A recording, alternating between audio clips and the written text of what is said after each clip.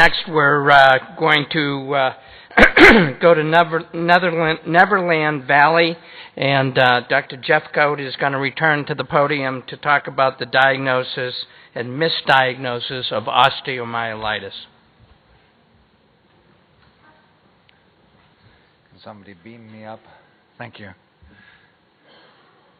Okay, Neverland Valley. I'm well aware of the fact that Neverland Valley is not very far away from here, but on the other hand, Neverland Valley really is Neverland, deriving from Peter Pan and J.M. Barrie in 1904.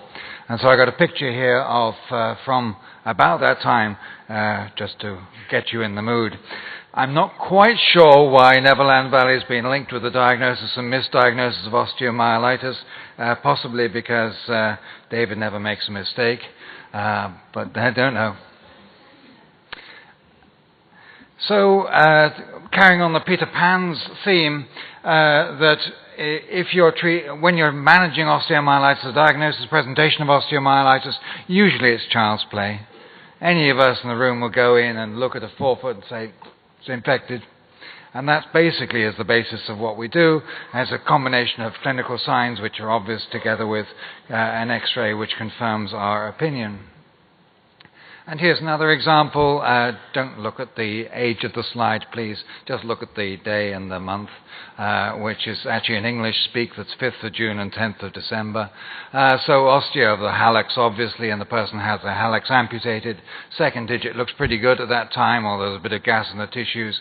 6 months later, it's apparent that there's more trouble, obviously infecting the metatarsal head of the first, and then the second digit also suffering, and the third as well, I think. So this is pretty common occurrence in clinical practice, one way or another. But what I'm trying to say is the diagnosis of osteomyelitis is something which we take in our small, childish strides.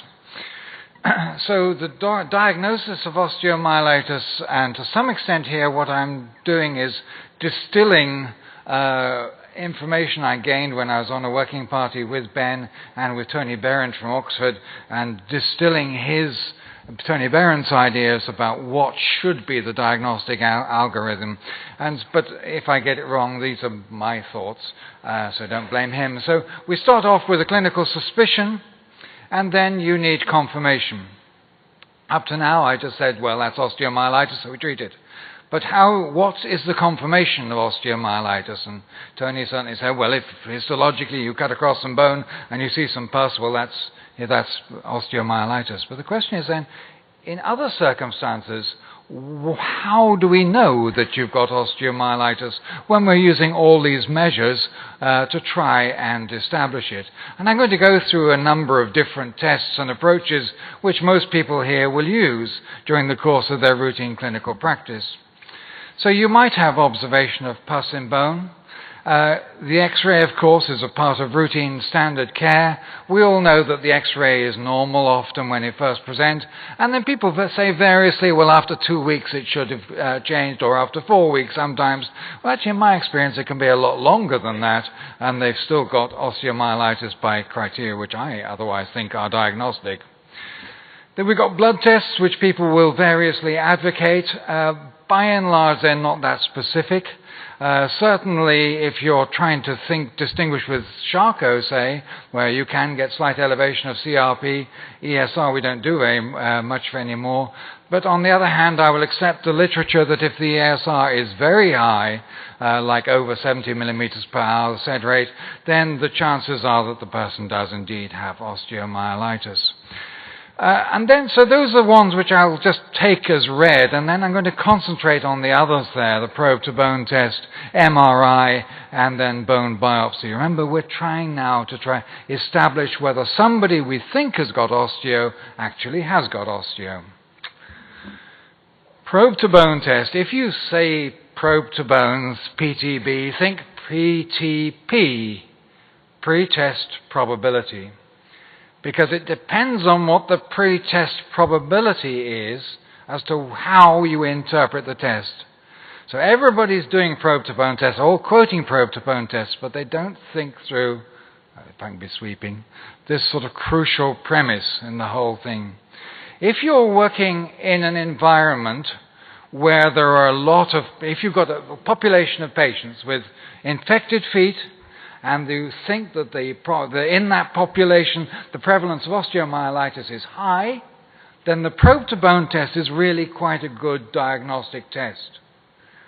And for that, Chairman, with your permission, I will quote from a paper on which you are a co-author from 20 years ago, the classic original paper on the probe-to-bone with Grayson as first author, where these were people with infected limbs in hospital with a high prevalence of osteomyelitis. 2/3 had osteomyelitis.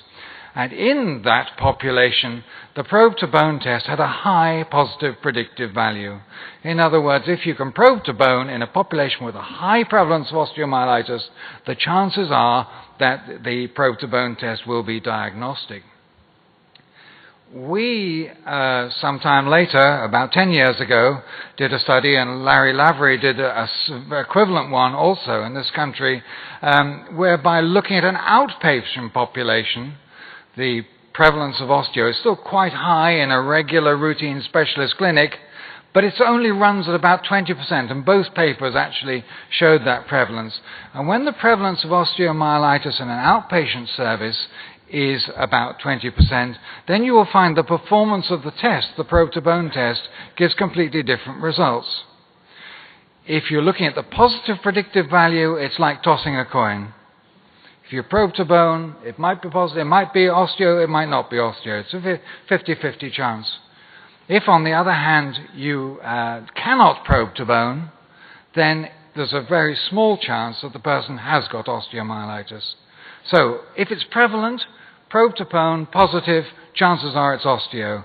If it's if you're dealing in outpatient practice, negative test, it would tend to exclude osteomyelitis, but a positive test is not particularly diagnostic. So those are just crucial details which I think we need to try and grasp. So we've done the standard stuff, we've done probe to bone, remembering pre-test probability, and now we've got MRI to think about and bone biopsy. These are the small ones, they're easy. MRI. I'm going to scoot through this, be a bit sweeping even, but then what's different from what I usually am. MRI, by all the published data on sensitivity, such as have been reported by radiologists when MRI first came out, as well as extensive clinical experience, is that it's a pretty sensitive test for something going on in the bone, inflammation in the bone. So if you think that the person's got clinical signs of infection and you do an MRI and you show whatever changes you're going to show, but certainly lucency within the bone or changed, you know what I mean, then it is really the most diagnostic test that most of us rely on. But there is doubt over specificity. None of the original tests looking at the sensitivity, specificity, the performance of the test of MRI included Charcot in the control group. And that's the problem. So the test was only ever evaluated for diagnosis of osteomyelitis versus other conditions, but not Charcot, and it's crucial, obviously, in those circumstances.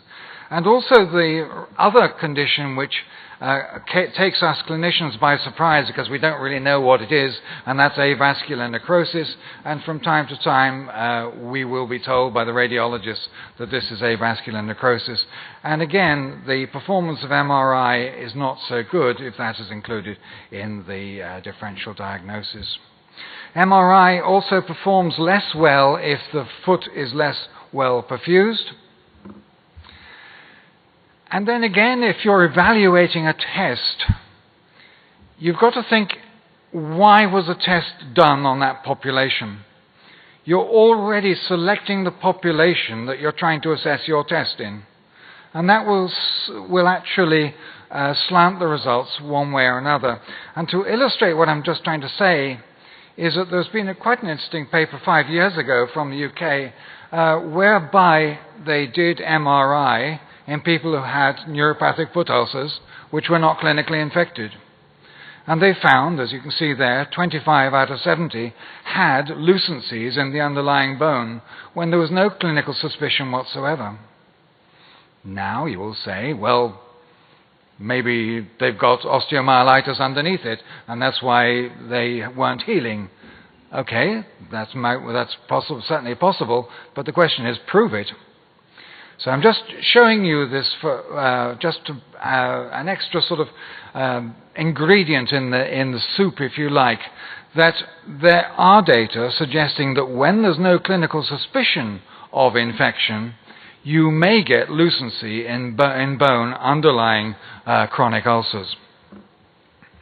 And then, of course, there's neuroimaging techniques, PET-CT and SPECT-CT, and the experience is limited, but I'll come back, and obviously some of the pictures are very beautiful, and we will maybe have to revise our opinion on the diagnostic value of them. But let me just, before coming back to that, present you with a clinical picture. Here's the foot of a woman who had a chronic ulcer which just wouldn't heal. We did everything we could, offloading, did as much as we could to try and get it better, and it wouldn't heal. You will know that when this happens, if you're a busy clinician as you are, the usual reason is the person's not offloading it. They'll nod and they'll say, yes, doctor, and the rest of it, and they're jolly good, and they come back to clinic each time, but they're not changing their lifestyle. She was a single parent with 2 teenage children. There's no way she could give up her job as a cleaner. She carried on walking on the foot. That's the usual reason why ulcers don't get better.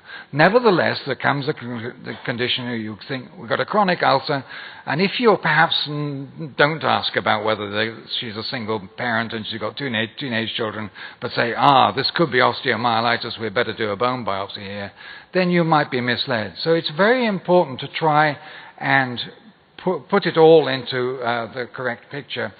But you might then try and do tests to see if there was underlying osteomyelitis, despite the obvious clinical signs.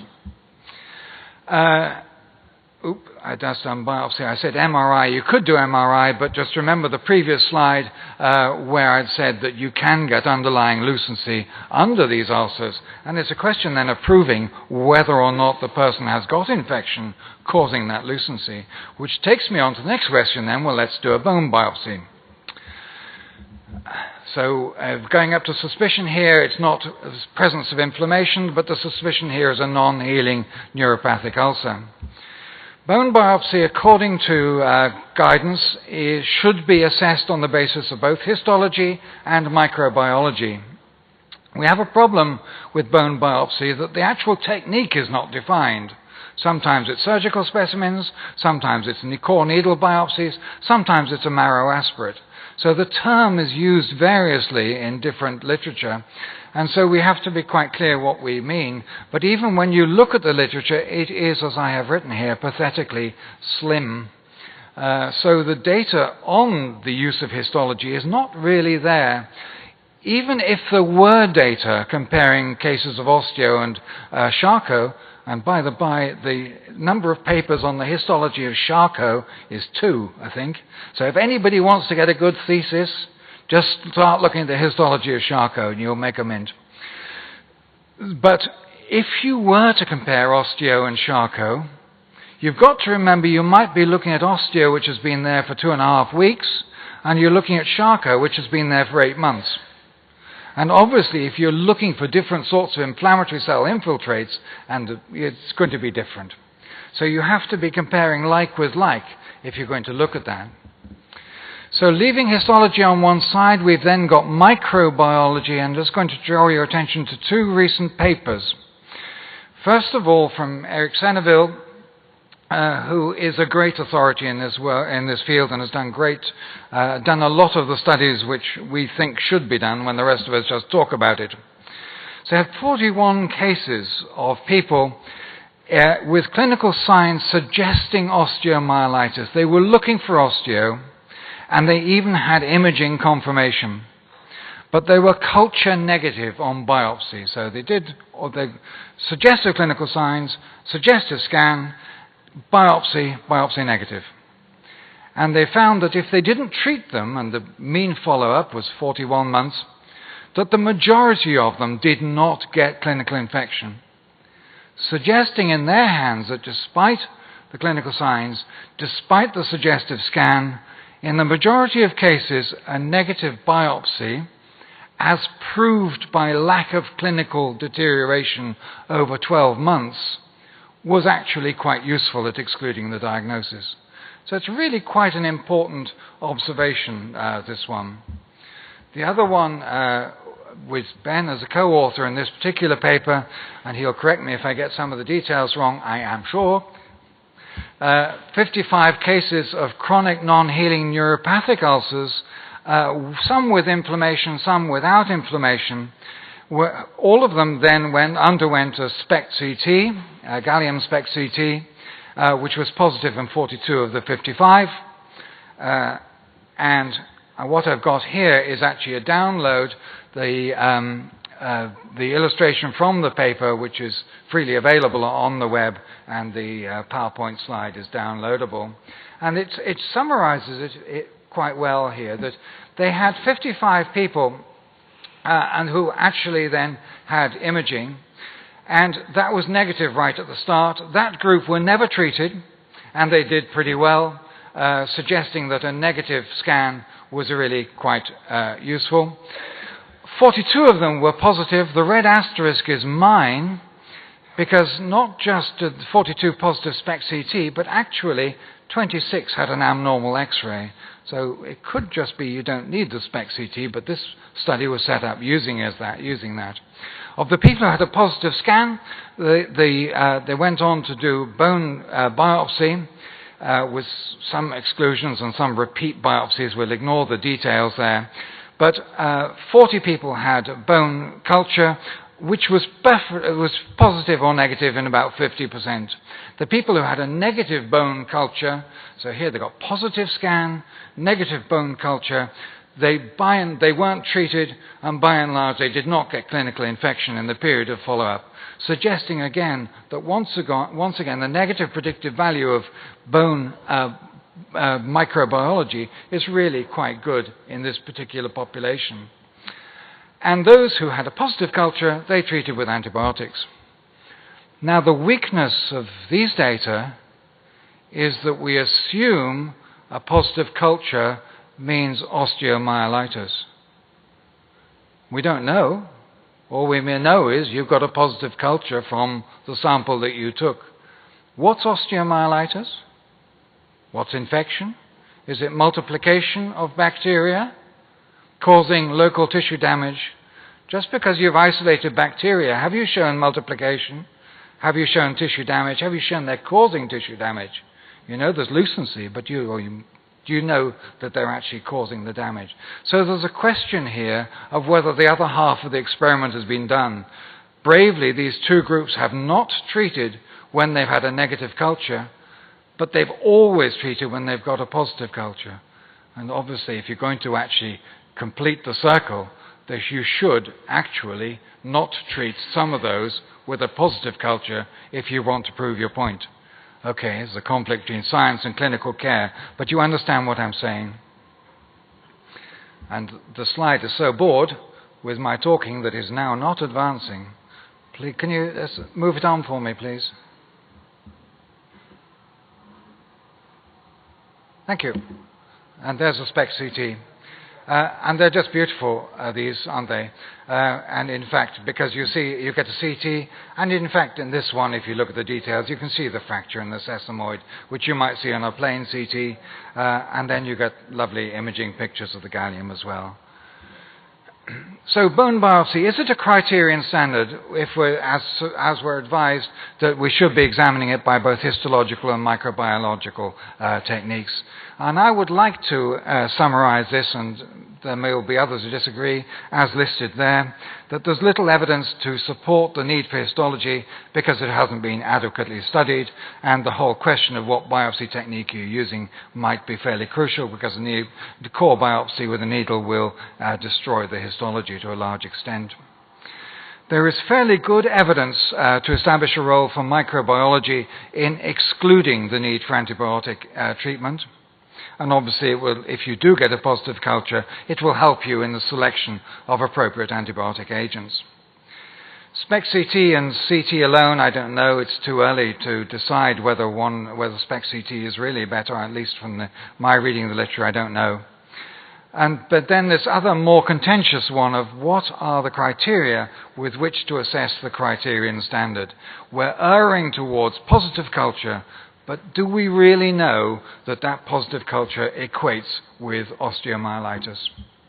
The last little point I was going to make in this talk, this trip through Peter Pan land, is to go back to one of the slides I showed before. I actually showed this 10 years or more ago, and Lee Sanders was in the audience, and I was describing this amputation of the hallux and saying, well, it's not a good treatment for osteo of the hallux because the chances are you won't remove all the infection. And then Lee came up to me quietly at the end of this and said, how do you know that that wasn't Charcot? And I sort of gasped for a bit, and I had to accept that I didn't know it wasn't Charcot.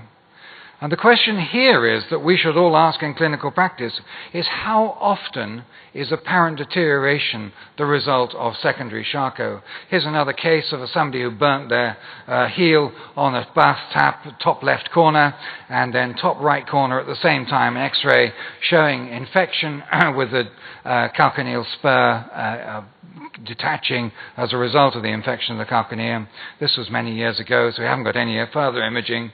We treated this lady with antibiotics and actually largely in hospital and with bed rest. After about 6 weeks, she complained that her foot had become swollen when she got out of bed, and we thought, oh, crikey, we've got different bacteria. We changed the antibiotics, carried on, and she eventually got better, as you can see by the bottom left picture, the 31st of December one. It was only later, actually years later, that I was looking at the X-rays, and I noticed that the X-ray on the 30th of October gave us the reason for the inflammation which she got after 6 weeks. And you'll see that she's dislocated her Chopard joint, which she hadn't done in the original X-ray. So this lady, who was managed in hospital, largely in bed, with antibiotics, gets inflammation. The inflammation is caused by Charcot, despite any inappropriate trauma. So the two actually coexist. It's obviously been reported, but I think they coexist much more often than we generally accept. And I don't think that we yet know how often the changes which we think are osteo are actually Charcot, or indeed how much the bone breakdown that we observe in osteomyelitis is actually the Charcot process I was talking about this morning. It's the same process, but just happens to have a separate trigger. So a differential diagnosis, if you've got, is it Charcot, is it osteomyelitis? Generally, if you've got osteomyelitis in that digit, and then you see something funny go wrong in that metatarsal, distance in space and distance in time tends to suggest that that is going to be secondary Charcot rather than spreading osteomyelitis. The other way of doing it is this immobilization test. If you've got someone who you think might be Charcot, put them in a cast because the inflammation will go down in a few days if it is. And so my return to my last slide, and I'm sorry I've gone on 2 minutes longer than I should have done, 3 minutes longer than I should have done. In Neverland Valley, to summarize, it's difficult to evaluate the tests that we use if we do not have agreed definitions for the conditions that we're trying to diagnose.